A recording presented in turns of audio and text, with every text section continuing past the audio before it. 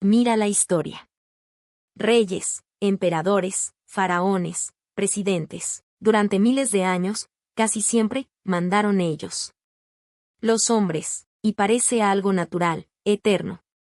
Como si siempre hubiera sido así, pero ¿de verdad siempre fue así? Las mujeres, antaño, mandaban, y no es una pregunta menor, afecta a la mitad de la humanidad, y a las raíces de cómo vivimos todavía hoy. Sobre esto existen dos mitos opuestos.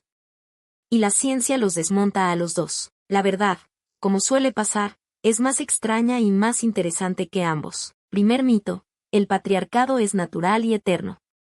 El hombre siempre mandó, punto. Segundo mito, opuesto, al principio había un gran matriarcado, donde las mujeres reinaban sobre los hombres. El primer mito le gusta a quien quiere decir, es así y basta, es la naturaleza, no se cambia. El segundo le gusta a quien sueña con una edad de oro perdida, un paraíso de mujeres en el poder. Pues bien, los estudiosos no han encontrado pruebas sólidas ni de uno ni de otro. Volvamos a los cazadores-recolectores, como fuimos durante casi toda nuestra historia. Y aquí la primera sorpresa. En muchos grupos, gran parte de la comida la conseguían las mujeres, recolectando. No la caza rara y espectacular, sino la recolección diaria. Quien trae la comida, cuenta. En las decisiones las mujeres tenían voz. Nadie mandaba de verdad sobre nadie, y si un compañero la trataba mal, una mujer podía simplemente marcharse, volver con los suyos. También los hijos eran cosa de todos, los criaban entre muchos, no una mujer sola encerrada en casa. Hay incluso una idea fascinante que los científicos llaman la hipótesis de la abuela. Las mujeres, pasada la edad de los hijos, no desaparecían. Se volvían las sabias, la memoria del grupo. Durante un siglo la ciencia contó solo al hombre cazador.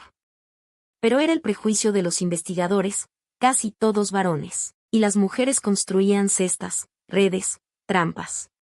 Tecnología de verdad, no manualidades. En un grupo que camina y no posee nada, la fuerza física cuenta poco.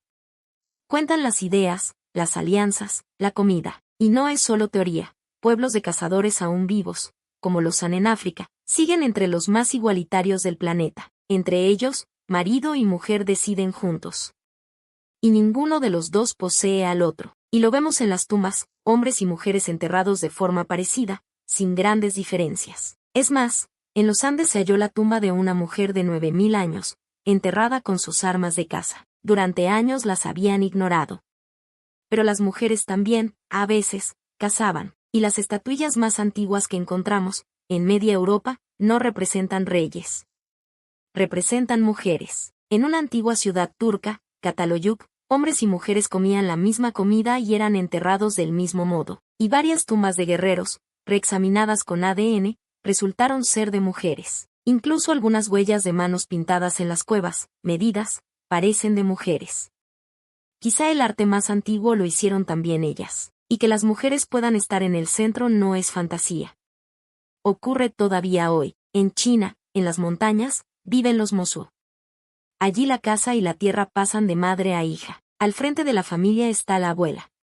Los hombres ayudan, pero la casa es de las mujeres. Entre los iroqueses, en América, eran las mujeres ancianas quienes elegían a los jefes.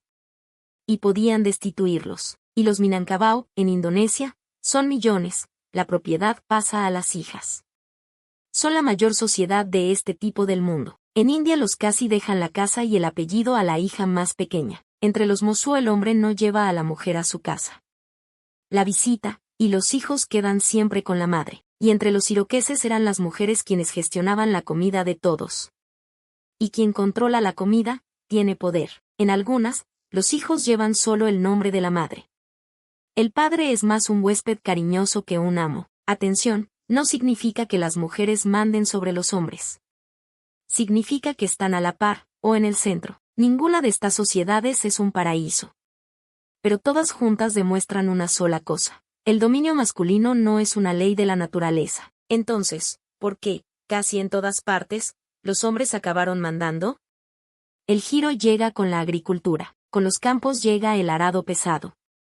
Y empujarlo exigía sobre todo fuerza física. El trabajo en los campos se volvió cosa de hombres, mientras las mujeres, a menudo embarazadas, quedaban más cerca de casa. Y aquí está el punto clave, nace la propiedad de la tierra, y se la quiere dejar a los propios hijos. Pero para estar seguro de que el heredero es de verdad suyo, un hombre empezó a querer controlar la vida de la mujer. Cuanto más había que poseer, más importaba saber a quién dejarlo.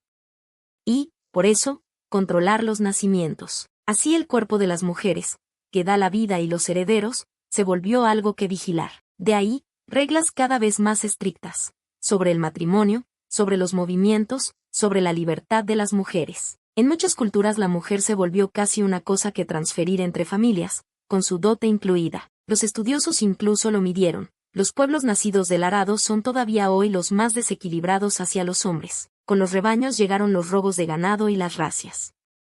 Y la defensa recayó en los hombres armados. La primera ley conocida que obliga a algunas mujeres a cubrirse viene de Asiria, hace miles de años. No era religión, al principio, era un modo de marcar qué mujer pertenecía a un hombre y cuál no. Y las reglas, una vez esculpidas en la piedra, se transmitieron de padre a hijo como la tierra y el ganado. Luego llegan los estados, y lo ponen todo por escrito. Las leyes antiguas, como las del rey Hammurabi, fijan negro sobre blanco que el hombre manda en casa, y cambian hasta los dioses.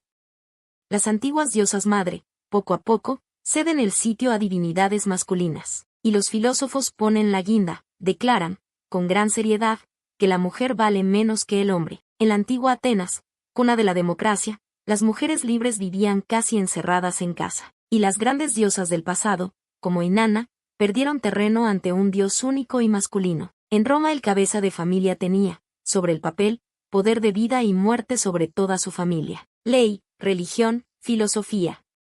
3 pesos enormes que, juntos, aplastan a las mujeres durante siglos, y sin embargo el control nunca fue total. La historia está llena de mujeres poderosísimas. En Egipto, la faraona Hatshepsut gobernó un imperio.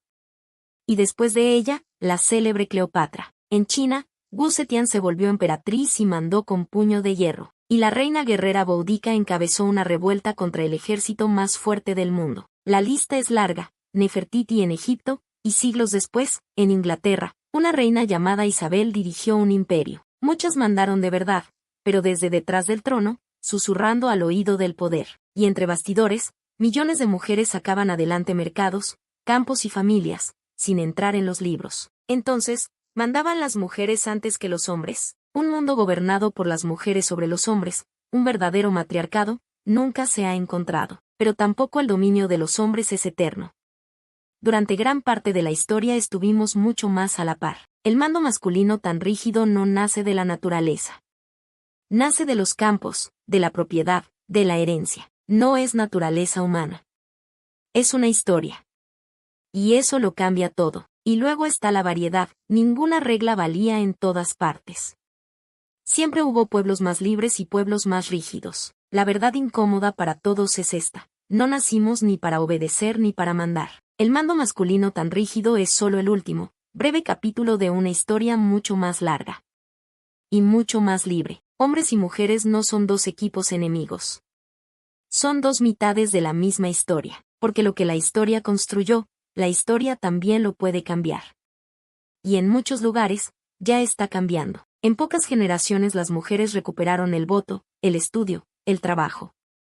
Cosas que durante milenios les habían sido negadas. Ese muro que parecía eterno es, en el fondo, más joven que muchas catedrales que damos por antiguas. Si esta historia te hizo pensar, suscríbete, están llegando más preguntas como esta.